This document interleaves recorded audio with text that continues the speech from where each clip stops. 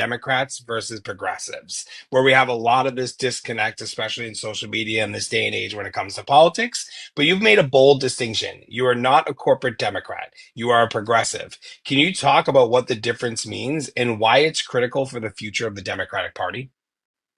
Well, once upon a time, there wasn't a difference because the party leaned pretty heavily left and really did stand for working people and marginalized people. I mean, LBJ, so 1964, is waging a war on poverty. Now, we can debate about, was that simply a way of kind of propping up the capitalist system in light of, the civil unrest of the era, or whether he was genuine in his desire to alleviate poverty.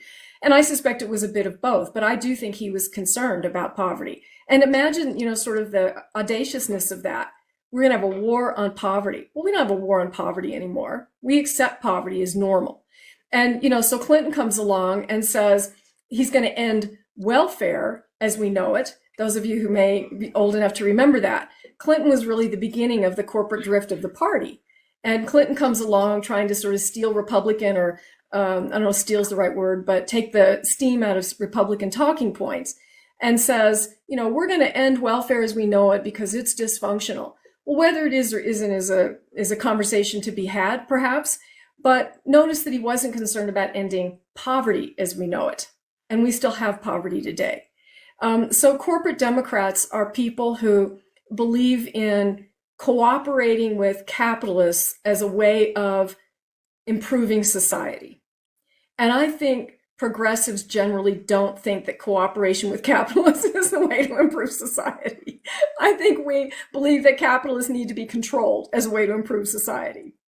And I recognize, as somebody who's studied policy and covered regulatory activities in the executive branch and in Congress, that, capitalists are a bit of the goose that lays the golden egg, that you don't want to strangle it to where it's no Yep. longer right. But that does not mean that they should have carte blanche to just sort of run over all of the rest of us. And Democrats have been leaning more in the carte blanche direction. And I think we as progressives are trying to kind of contain that power and say, no, government, as you said at the beginning, government should serve the people, not corporate interests, right? When the two conflict, the people ought to trump. And that's, so to me, that's the distinction between the two categories.